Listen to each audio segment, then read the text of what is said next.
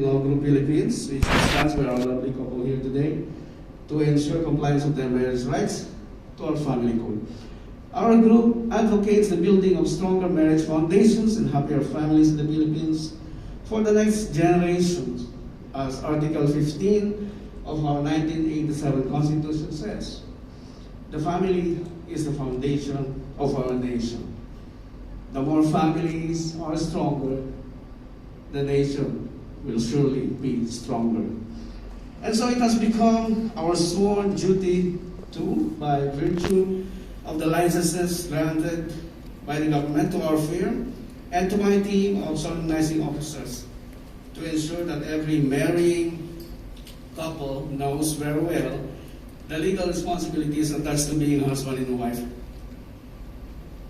At this point, we'd like you to know that love does not keep marriage together. It's knowledge. The more you know about each other, the more you can handle your marriage well. And I will prove that in a minute.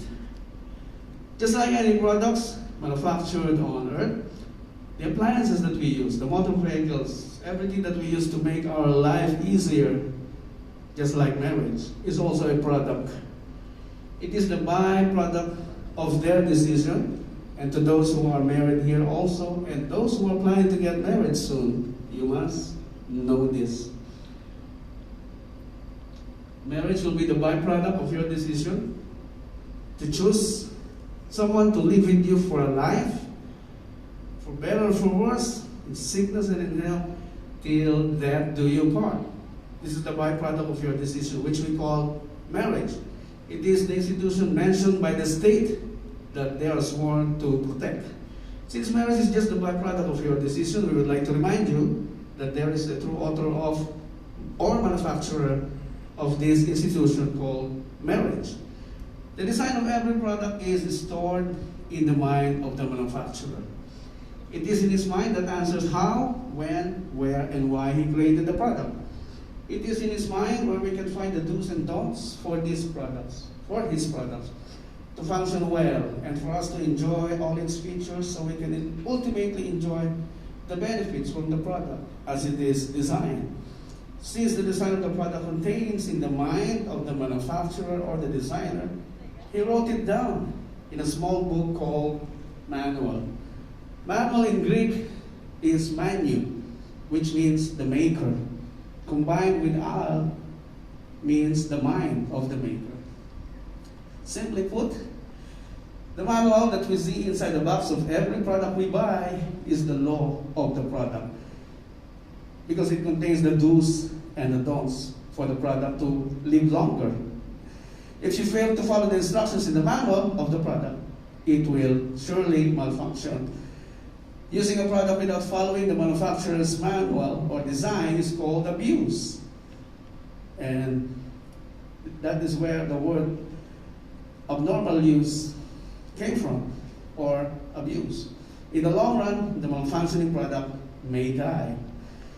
The human beings are products too. The manufacturer of human beings made sure that we are just his products. How? When we came out of this world naked, without anything in our hands. He also made sure that when we leave this earth, we hold nothing in our hands.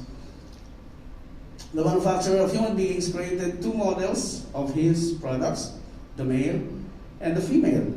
According to the manufacturer of human beings, the male and the female have different uses and purposes. So if you do not know the design of your spouse, you may abuse your spouse. Now remember, the manufacturer also created a relationship. When two products join, the male and the female, they are called relationship. If you understand it well, it gives a product the opportunity to function well. If you think of a tree, isang puno, nag-grow yan sa tamang lugar, sa tamang panahon, sa tamang pagdidilig ng tubig at sikat ng araw. Lumalago ang isang puno kapag siya ay nasa tamang relationship. The same with the human being. Kapag napili ang tamang tao, nag-grow siya sa environment they created, they both created. The manufacturer of the product called marriage has declared his design in the manual. He said in the manual that his product called male, when he becomes a husband, needs to be supplied with respect. It was written in his manual. That's how the husband spells love. R-E-S-P-E-C-T. Science has validated this to be true, and they advise it to be supplied to the husband by the wife on a daily basis. And respect is a verb, not a noun. When we say verb, may gagawin tayo. Hindi siya pangalan. Ano po? He also said in the manual that his product called female, when she becomes a wife, needs to be supplied with L-O-V-E, love. It was written in his manual. And love is a verb, not a noun. In other words, may gagawin tayo. Hindi ibig sabihin, pinakasalan kita, mahal kita. May gagawin tayo. And science has validated this to be true also. And they advise it to be supplied to the wife by the husband on a daily basis. It was written in his manual. Because the manufacturer does not explain why we need to follow the law to his products, science means the experts contributed well and gave 5 detailed explanations on how to respect your husband on a daily basis. I'll give you 5 tips now. Number 1, respect your husband even if you don't want it, even if he don't deserve it. Do not yell at him, do not ignore him, do not be sarcastic to your husband, do not insult him. Kasama dyan yung pagpapaalam sa tuwing mag-grocery ka, sa tuwing may bibilin ka. Kasi pera niya yun. Kasi yung pera nyo lang din, di ba? The husband needs to know that. That's part of the respect. Number 2, give him time to reflect. It's called me time.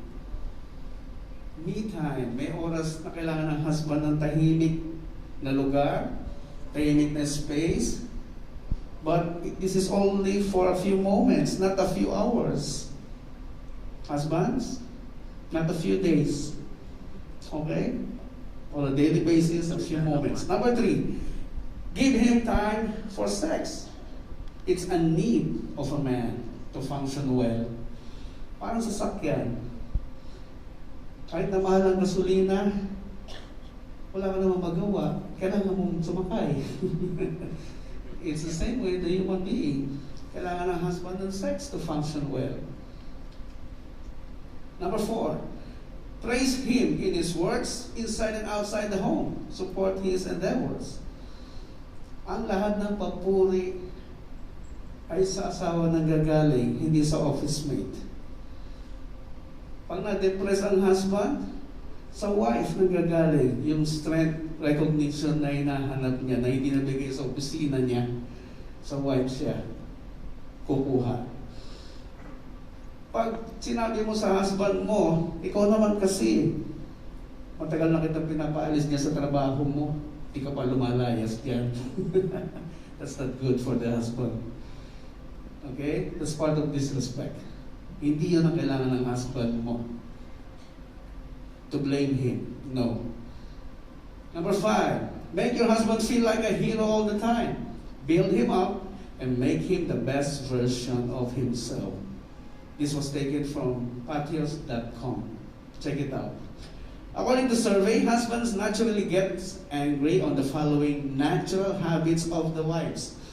Ito yung mga bagay na pinagmumulan ng away na dapat alam natin para naiiwasan natin na lumaki yung away. Number 1, kinagagalit ng mga husband, yung nagger na wife. Yung pa ulit-ulit. Kung pinakasalan mo naman, wala naman depresya sa tenga, hindi na kailangan ulit-ulitin, di ba? Pag nakalimutan, lagyan na stick-on note. Gusto madali niya makita. Number 2, husbands hate it when you don't respect his working time. That's a form of disrespect. Kung alam niya namang working, huwag na natin istorbohin. Kung empleyado, pag-aari ng company ang kanyang 8 hours. 5:01, sayo na siya. Mga husbands naman, sabihin nyo kagad kung nasa kayo pupunta para di kayo nahanap ng wife nyo. Ha? 5:01, paalam na agad sa wife kung saan pupunta o nag-i-stay pa sa office dahil siguradong mahanapin kayo ng wife nyo. Okay? Number 3, husbands hate a big spender wife. That's a form of disrespect. Galing po ito sa survey. 4, husbands hate it when you don't trust him. That's a form of disrespect. Kaya, hindi tama na mag-violate ng trust kahit sa kauna-unahang pagkakataon. Don't even think about it. When you break the trust, ang effect niyan for life. Pag nagtaksil ka, ang effect niyan forever. Hindi na pagtitiwalaan yung mga susunod mong sasabihin. At hindi laging available ang second chance. Don't expect that you will be forgiven. Kaya don't even think about it. Number 5, a disorganized home. Again, this is for the wives, ha? Mga kinagagalit ng husbands ito. A disorganized home is a form of disrespect to the husband. Make your home a place for the husband to come home early. Dapat yung bahay nyo, ang pinaka-bar ng asawa ninyo. Na doon siya mag-i-enjoy with you. Pag hindi home yung inuuwihan ng husband, hindi agad uuwi sa pupunta. Doon sa ibang lugar na ang feeling niya ay home. So make your home a place na ka-excite uwian ng inyong husband. Okay?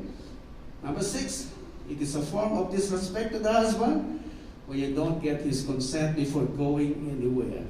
Magpapaalam sa husband, kukuha ng consent. Hindi yung kailan nandun ka na, andito ako ha. That's a form of disrespect. Bakit? At the end of the day, sino sasagot sa'yo? Whatever happens to you, that's your husband. That's why there is that act of giving away of the parents of the bride, telling the groom, the husband, we are now turning over our responsibility to you, to our daughter. That's the meaning of it. The experts advise the husbands too on how to supply the need of a wife, which is called love, on a daily basis in these 5 manners, according to the experts. Number 1, give her time to sleep longer. Husbands, I'm talking now to you. Women wants to sleep longer. Their bodies need that. They enjoy it. Pag ginising niya na maaga, mainit ulo niya. Sarcastic yan sa sagot. Kaya niya nang matulog at magising ng pusa. Ha, husbands? Sabi na ng science to, ha? Give her words of affirmation, number 2, on a daily basis. Kailangan nilang marinig, malaman lagi sa atin na mahal natin sila. They need to hear that all the time. Number 3, give her quality time. They need to talk to the husbands all the time. Share regular moments of time, prayer, and dreams together. Wife mo lang yung kukwentuhan mo ng mga plano mo sa buhay. Hindi yung office mate, hindi yung secretary mo. Wife lang ang dapat makarinig niya para alam niya kung saan siya lalagay. Number 4, give them a very detailed communication. Detalyado communication. Saan ka galing? Sino kasama mo? Ano kinain niyo? Saan ka sumakay? They need that. The wives need to know that. Number 5, give them non-intimate physical affection. That's how they spell out A-F-F-E-C-T-I-O-N. Affection. Lambing. They need that. Para sa sakyan, kahit ayaw mo mang gawin, kailangan mong gasolinahan para mag-function well. Okay po? According to survey, wives naturally gets angry on the following natural habits of their husbands. Ano kaya yun? Number 1, no I love you after a few years of marriage. Sa panliligo na lang nagagawa yung I love you.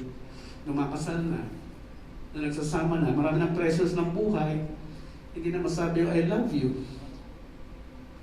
Araw-araw pa rin po siya sasabihin, sabi ng mga eksperto. Number 2, saying harsh words to your wife. Did you know that science found out that the women are created to be emotional? Kaya hindi ako magtataka kung bakit sinabi ng Diyos, yung ating manufacturer, sa husbands, love your wives and do not be harsh to them. That makes sense, di ba? Sabi ng science, they're created to be emotional. Kaya pala, maliit na salita lang, insultuin mo lang yan, na maalat yung luto niya, masama na ang loob niyan. Sasama agad ang loob niya. Hindi na yan magluluto ulit. Nagets niyo, husband? Number 3, forgetful of special dates and occasion. Malilimutin daw tayo mga lalaki. Sila, alam nila anniversary. Hindi mo pa binabati, nakabihis na yan. Pag tinawagan mo at hindi mo binati, magagalit na yan. Bakit? Nakalimutan mo, anniversary nyo pala. Naka-ready na siya. Number 4, spending too much time on TV, gadgets, friends, social life. Husbands, your wife is now your priority. Tapos na yung gadgets, tapos na yung social life, tapos na yung friends. Learn to say no the moment you get married. Number 5, shy when expressing your feelings to your wife in public place. Bakit nahihiya kang hawakan sa kamay o yakapin o akbayan ng wife mo in public place? Kinagagalit po nila yan. Number 6, not showing genuine concern to your wife at all times. Kinagagalit po yan ng mga wife. Yan po yung 6 na bagay na kinagagalit nila ayon sa survey. The manufacturer of human beings in his manual told the woman, your husband will rule over you and submit to your husband. Ito yung pinag-question ng mundo, yung submission to husband. Kaya tinuturo ng mundo, no, meron ka rin karapatan, girl. Now that's bad. Ang utos ng Diyos, submit to your husband. Bakit? Makipagsagutan ka sa husband mo. Talagang violence ang resulta niya. Kaya sabi ng manufacturer, alam niya kung paano yung ginawa yung human being, the female, yumuko ka muna para di kayo magsabong. Make sense? Di ba? Pag hindi ka nag-submit sa husband mo, ipipilitin niya, tama siya. Kaya maswerte ka kapag nagkaroon ka ng husband na bawal ng bawo sa'yo. But sooner or later, hindi ka nakakausapin niya. Because he's not getting what he needs. In summary, the moment you exercise your free will to become one, you have just activated the laws governing the product called marriage. Only the true manufacturer of the product can tell us how the product was designed. Everything we say outside the design of the product is called opinion. We are not entitled to our opinion as far as the true manufacturer of the product is concerned. The manufacturer will just tell you, follow the design of my product, obey the laws of my product as written in the manual, and you will enjoy my product to the fullest. Congratulations to the both of you, Henrik and Ian. God bless Papa Angelo, the like mentor. Thank you. Thank you. And now may I ask Henrik and Ian to